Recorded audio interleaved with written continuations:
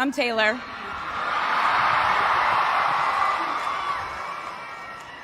Last time I was in a stadium this size, I was dancing in heels and wearing a glittery leotard. This outfit is much more comfortable.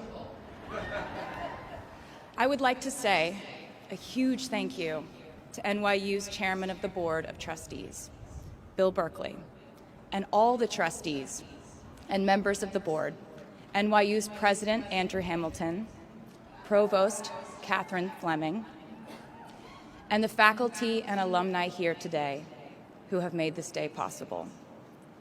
I feel so proud to share this day with my fellow honorees, Susan Hockfield and Felix Matos Rodriguez, who humble me with the ways they improve our world with their work.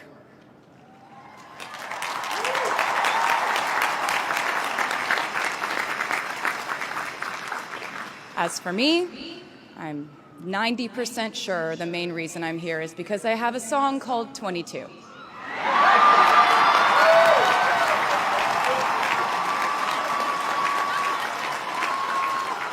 And let me just say, I am elated to be here with you today as we celebrate and graduate New York University's class of 2022.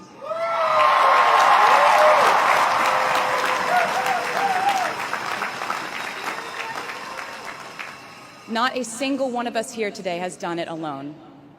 We are each a patchwork quilt of those who have loved us, those who have believed in our futures, those who showed us empathy and kindness, or told us the truth even when it wasn't easy to hear.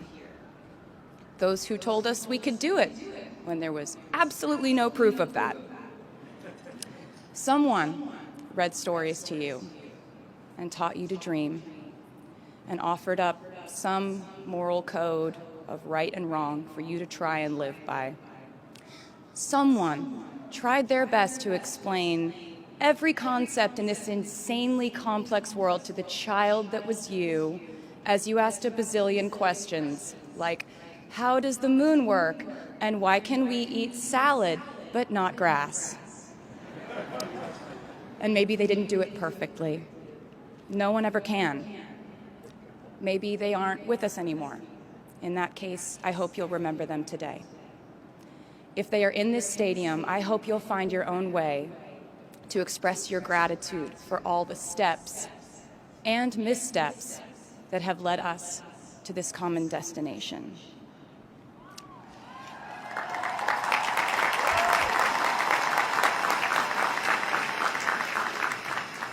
I know that words are supposed to be my thing, but I will never be able to find the words to thank my mom and dad, my brother Austin, for the sacrifices they made every day so I could go from singing in coffee houses to standing up here with you all today, because no words would ever be enough.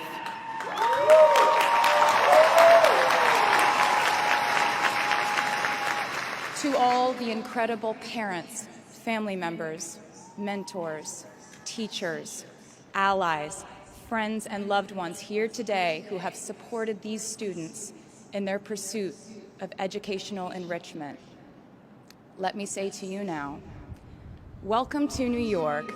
It's been waiting for you.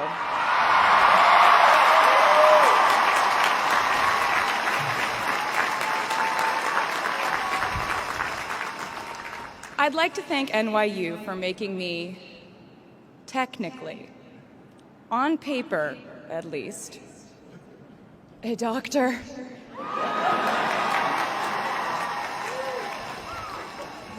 Not the type of doctor you would want around in case of an emergency.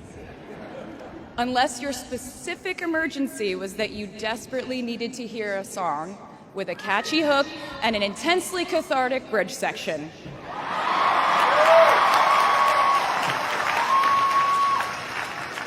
Or if your emergency was that you needed a person who can name over 50 breeds of cats in 1 minute. I never got to have a normal college experience, per se. I went to public high school until 10th grade, and then finished my education doing homeschool work on the floors of airport terminals. Then I went out on the road for radio tour, which sounds incredibly glamorous, but in reality, it consisted of a rental car, motels, and my mom and I pretending to have loud mother-daughter fights with each other during boarding so no one would want the empty seat between us on Southwest. As a kid, I always thought I would go away to college, imagining the posters I would hang on the wall of my freshman dorm. I even set the ending of my music video for my song Love Story at my fantasy imaginary college, where I meet a male model reading a book on the grass, and with one single glance, we realized we had been in love in our past lives. Which is exactly what you guys all experienced at some point in the last 4 years, right?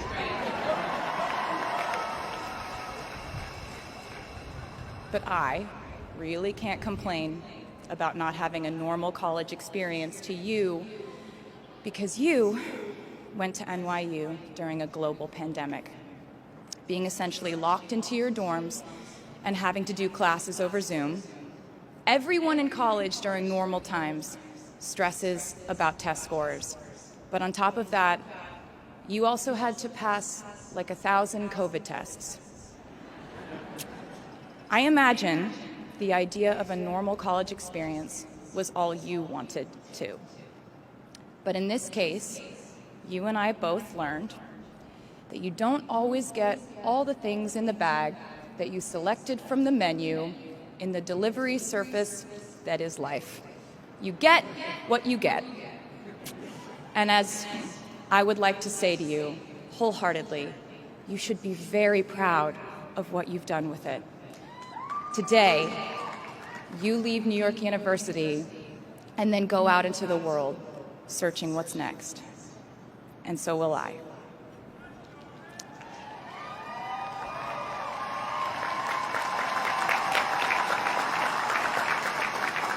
So as a rule, I try not to give anyone unsolicited advice unless they ask for it. I'll go into this more later. I guess I have been officially solicited in this situation to impart whatever wisdom I might have to tell you things that have helped me so far in my life. Please bear in mind that I in no way feel qualified to tell you what to do. You've worked and struggled and sacrificed and studied and dreamed your way here today. And so you know what you're doing. You'll do things differently than I did them, and for different reasons. So I won't tell you what to do, because no one likes that. I will, however, give you some life hacks I wish I knew when I was starting out my dreams of a career and navigating life, love, pressure, choices, shame, hope, and friendship. The first of which is, life can be heavy, especially if you try to carry it all at once. Part of growing up and moving into new chapters of your life is about catch and release. What I mean by that is knowing what things to keep and what things to release. You can't carry all things, all grudges, all updates on your ex, all enviable promotions your school bully got at the hedge fund his uncle started. Decide what is yours to hold and let the rest go. Oftentimes, the good things in your life are lighter anyway, so there's more room for them. One toxic relationship can outweigh so many wonderful, simple joys. You get to pick what your life has time and room for. Be discerning. Secondly, learn to live alongside cringe. No matter how hard you try to avoid being cringe, you will look back on your life and cringe retrospectively.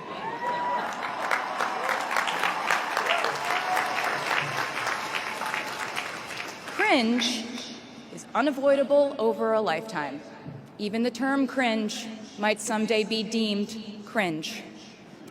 I promise you, you're probably doing or wearing something right now that you will look back on later and find revolting and hilarious. You can't avoid it, so don't try to.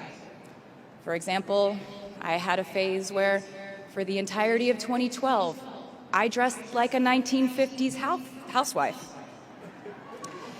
But you know what? I was having fun. Trends and phases are fun. Looking back and laughing is fun.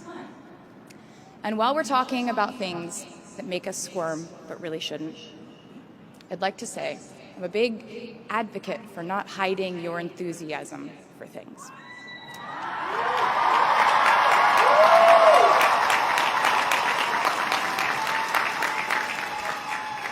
It seems to me that there is a false stigma around eagerness in our culture of unbothered ambivalence.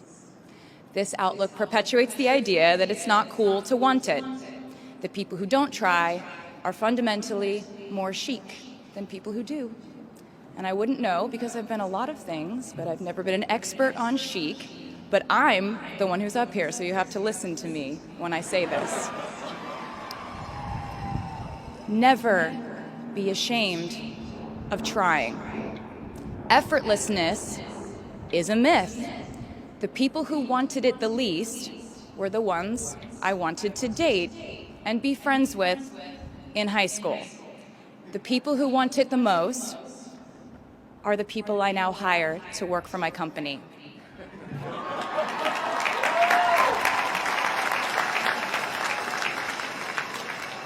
I started writing songs when I was 12, and since then, it's been the compass guiding my life, and in turn, my life guided my writing. Everything I do is just an extension of my writing, whether it's directing videos or a short film, creating the visuals for a tour, or standing on a stage performing. Everything is connected by my love of the craft, the thrill of working through ideas and narrowing them down and polishing it all up in the end, editing, waking up in the middle of the night, throwing out the old idea because you just thought of a newer, better one, or a plot device that ties the whole thing together. There's a reason they call it a hook. Sometimes a string of words just ensnares me, and I can't focus on anything until it's been recorded or written down. As a songwriter, I've never been able to sit still or stay in one creative place for too long. I've made and released 11 albums, and in the process, I've switched genre from country to pop to alternative to folk. And this might sound like a very songwriter-centric line of discussion, but in a way, I really do think we are all writers. And most of us write in a different voice for different situations. You write differently in your Instagram stories than you do your senior thesis. You send a different type of email to your boss than you do your best friend from home. We are all literary chameleons, and I think it's fascinating. It's just a continuation of the idea that we are so many things all the time. And I know it can be really overwhelming figuring out who to be and when, who you are now, and how to act in order to get where you want to go. I have some good news. It's totally up to you. I have some terrifying news. It's totally up to you. I said to you earlier that I don't ever offer advice unless someone asks me for it, and now I'll tell you why. As a person who started my very public career at the age of 15, it came with a price. And that price was years of unsolicited advice. Being the youngest person in every room for over a decade meant that I was constantly being issued warnings from older members of the music industry, media, interviewers, executives, and this advice often presented itself as thinly veiled warnings See, I was a teenager at a time when our society was absolutely obsessed with the idea of having perfect young female role models. It felt like every interview I did included slight barbs by the interviewer about me one day running off the rails. And that meant a different thing to every person who said it to me. So I became a young adult while being fed the message that if I didn't make any mistakes, all the children of America would grow up to be perfect angels. However, if I did slip up, the entire earth would fall off its axis, and it would be entirely my fault, and I would go to pop star jail forever and ever. It was all centered around the idea that mistakes equal failure, and ultimately the loss of any chance at a happy or rewarding life. This has not been my experience. My experience has been that my mistakes led to the best things in my life. And being embarrassed when you mess up, it's part of the human experience. Getting back up, dusting yourself off, and seeing who still wants to hang out with you afterward and laugh about it, that's a gift. The times I was told no, or wasn't included, wasn't chosen, didn't win, didn't make the cut, looking back, it really feels like those moments were as important, if not more crucial, than the moments I was told yes. Not being invited to the parties and sleepovers in my hometown made me feel hopelessly lonely. But because I felt alone, I would sit in my room and write the songs that would get me a ticket somewhere else. Having label executives in Nashville tell me that only 35-year-old housewives listen to country music, and there was no place for a 13-year-old on their roster, made me cry in the car on the way home. But then I'd post my songs on my MySpace. And yes, MySpace. And I would message with other teenagers like me who loved country music, but just didn't have anyone singing from their perspective. Having journalists write in-depth, oftentimes critical pieces about who they perceived me to be made me feel like I was living in some weird simulation. But it also made me look inward to learn about who I actually am. Having the world treat my love life like a spectator sport in which I lose every single game was not a great way to date in my teens and 20s. But it taught me to protect my private life fiercely. Being publicly humiliated over and over again at a young age was excruciatingly painful, but it forced me to devalue the ridiculous notion of minute-by-minute, ever-fluctuating social relevance and likability.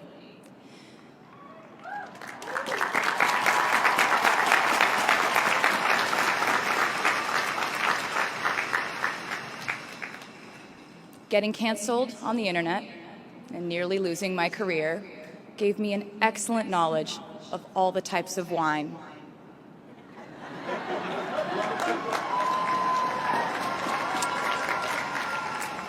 I know I sound like a consummate optimist, but I'm really not.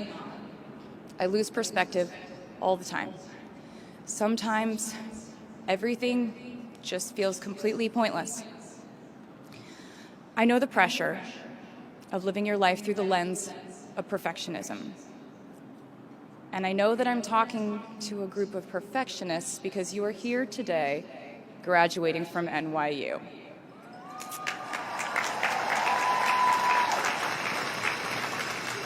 So this might be hard for you to hear.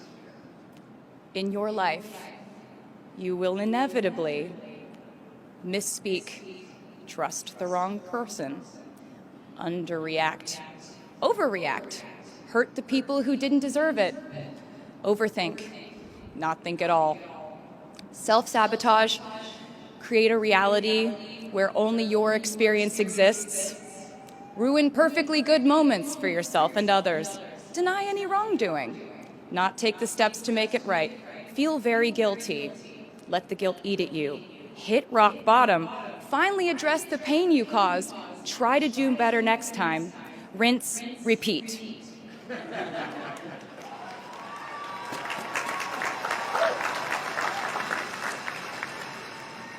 And I'm not going to lie.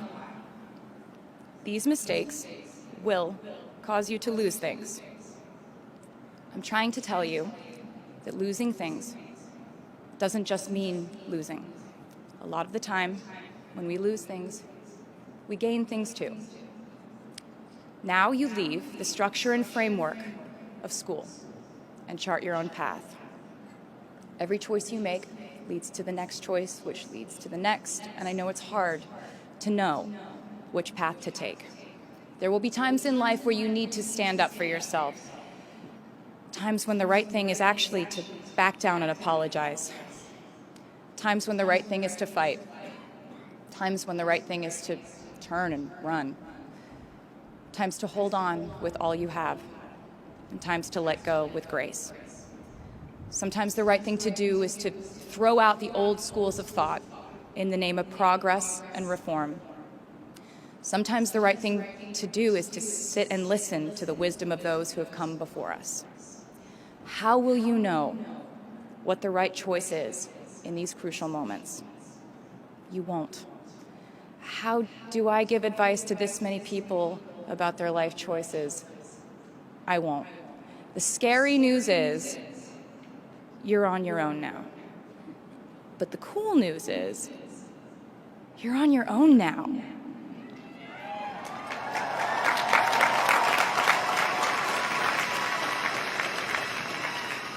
I leave you with this. We are led by our gut instincts, our intuition, our desires and fears, our scars and our dreams. And you will screw it up sometimes. So will I. And when I do, you will most likely read about it on the internet. Anyway, hard things will happen to us. We will recover. We will learn from it. We will grow more resilient because of it. And as long as we are fortunate enough to be breathing, we will breathe in, breathe through, breathe deep, and breathe out. And I am a doctor now, so I know how breathing works. I hope you know how proud I am to share this day with you. We're doing this together, so let's just keep dancing like we're the class of 22.